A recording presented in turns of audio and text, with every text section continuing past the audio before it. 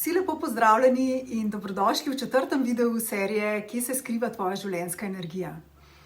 Danes zaključujemo našo serijo z najpomembnejšo temo. Govorila bomo o tem, kako sploh lahko naša življenjska energija ostane ujeta v potlačenih čustvih. Zakaj je to pomembno? Ker je prav ta energija ključna za zdravje in okrevanje. Skupaj bomo tudi odkrili, zakaj soočanje s čustvi odpira vrata k notranjemu miru in celostnemu zdravju. V prejšnjem 3. videu sem govorila o pomembnem vidiku nastajanja čustev. In sicer, da se čustva porajajo na podlagi našega dojemanja sebe, situacije in pa sveta okoli nas. Torej, ko potlačite, zanikate čustva, ta ne izginejo, ostanejo znotraj vas, kot usedline, ki se čez čas lahko pokažejo v obliki fizičnih težav, kot so na primer fizična utrujenost, izgorelost ali pa celo v obliki raznih bolezni, tudi takih kot je rak. Če potlačenim, zanikanim čustvom dlje časa ne namenite vaše pozornosti, jih izraste, se lahko sčasoma prenesejo na energetsko in pa kasneje na fizično telo.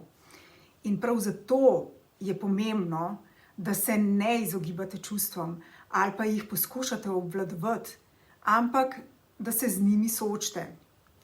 Če drugače povem, čustva niso vaši nasprotniki, sovražniki, naj postanejo vaši prijatelji. In ko potlačite na primer čustvo, kot je strah ali pa sram, je tukaj ujete ogromno vaše življenjske energije. Ker ta čustva se niso nikomur drugemu pojavila kot vam. Vi ste vložili svojo energijo, zavedno ali pa nezavedno, v manifestacijo takih čustev. To energijo pa telo potrebuje za zdravljenje in normalno delovanje.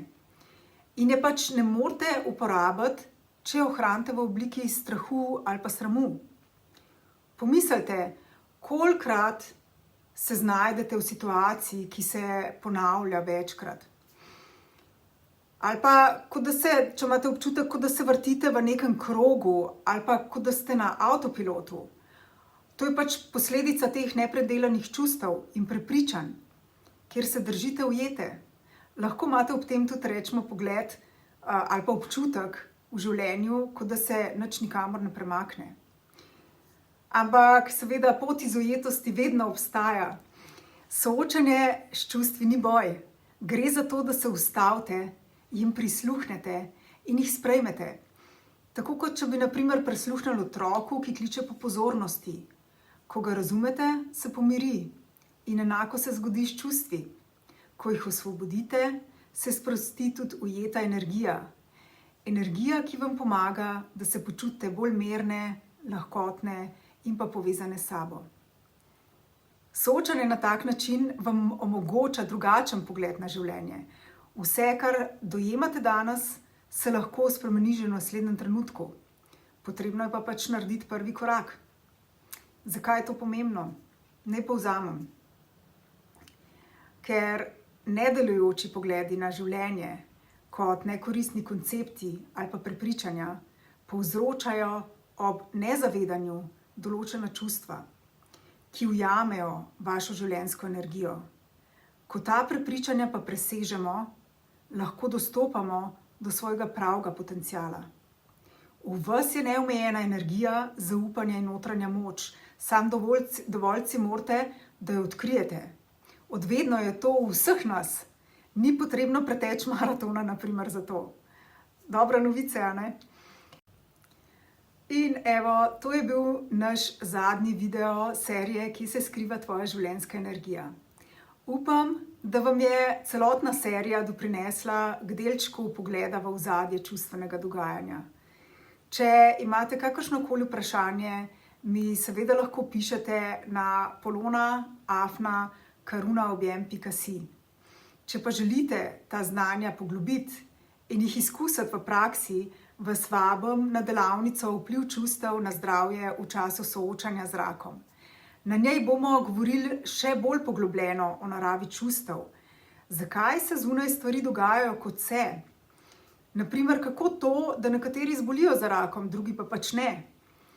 kako lahko naše zavedanje življenja v nas vpliva tudi na zdravljenje, in pa spoznali bomo ter izkušali tehnike, ki vam bodo pomagale sprostiti potlačena čustva in ponovno si povrniti svojo življenjsko energijo. Ja, na delavnici bo veliko poudarka na praktičnem delu, vajah, ker iz lastnih izkušenj vam lahko povem, da branje knjig, gledanje takih videoposnetkov ne bo prineslo resnične spremembe v vaših življenjih. Vsak posameznik rab na svoji koži izkusiti, da se lahko sploh trajne spremembe začnejo dogajati. Torej, več informacij o delavnici najdete spodaj v objavi ali pa na spletni strani karunaobjem.si. Svojo angažiranostjo lahko naredimo velike korake na poti do zdravja in notranjega miru. Vsak sam pa mora narediti prvi korak. Ostanite zvesti sebi in ob tem vam želim obilo zdravja in notranjega zadovoljstva.